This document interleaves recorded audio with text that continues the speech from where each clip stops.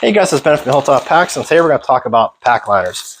So we've made some pack liners in the past using Dyneema, but I really had a hard time selling that to people. Like, we never listed on the website. People would email us, and sometimes I'd make them, but it's going to cost $80, $90, $100 for a pack liner made out of Dyneema, and I just had a hard time charging that much money to somebody when you can just get a trash bag.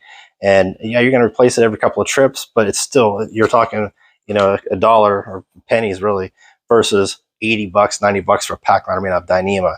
And I always wanted to find a solution to that, a lighter weight fabric that was still durable, lightweight, that could act as a pack liner. And now I feel very comfortable that we actually have it. And this is our, again, D50T fabric. We're using it for a lot of dry bags, stuff sacks, even some food bags. But it's perfect for a pack liner. Got an abrasion layer on the outside, so it's going to keep it from being punctured and knocked around or tore up at all.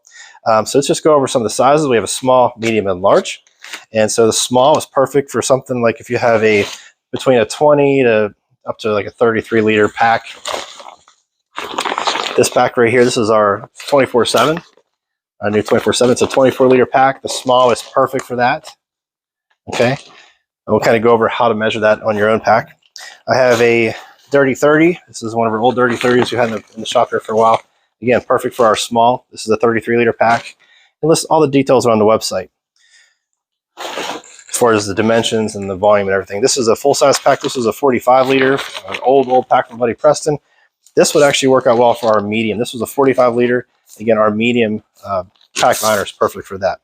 So the large, so let's go back to the medium. Medium is good for anything between a 35, 40, 45, even up to 50 liters. This will work just fine.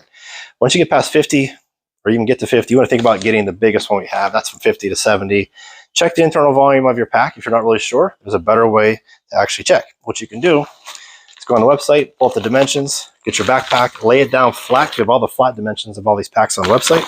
You want to lay this thing down flat. See how it's flat like that? Flatten it out. And you want to measure the width. Don't worry so much about the heights just yet, but measure the width. And you want your pack liner to be a little bit bigger than your backpack. You don't want your pack liner to be smaller than your backpack, because then you're going to waste a lot of space. So if it's if it's an inch bigger, great. If it's 3 inches bigger, that's still just fine. You want to make sure it's bigger and not smaller. Now, the height doesn't matter quite as much with these bags, because you're typically going to put your tent in the bottom of this thing, not inside your pack liner. So your pack liner is going to go on top of that. So these things are long enough to kind of fill the whole void and go up near the top and go above the top, especially if you would put a tent inside. So the height isn't as important, because you're going to put some stuff underneath of it. But again, even if you didn't, these should take up the space of most packs. Little tip for you though. So these things do hold air. So when you put your pack liner in there and you're putting all your gear in there and you're not really expecting rain, you're not expecting to be submerged in water, you don't have to do the roll top all the way down, because you're going to be able to crank this thing, your backpack down, and get all the air out. So what you can do, instead of doing a roll top, what I would typically do is not do the roll top. I would unsnap it, just roll it down, stuff it in the pack, so that in a way that some air can still get out, and then roll my backpack down so it's pushing the air out, so it gets even smaller and smaller and smaller in your pack. Problem is, if you go ahead and seal this up at the top, all the air stuck in. You want to kind of keep that in mind. But if you're going to be in a torrential downfall, make sure this thing is cranked down. You got it all cinched up. Then you can really work on it, make sure it's airtight, watertight. You're going to keep the water out.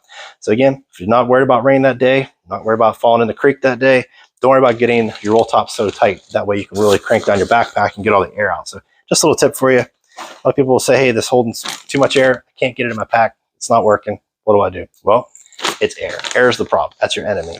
Find a way to let the air escape, unless you're going to be in a torrential downpour, and then you can kind of adjust that accordingly. So any questions at all, guys, hit us up on the website. We'll answer those questions as best as we can. My name is Ben. Thank you so much for watching, and we'll talk to you next time.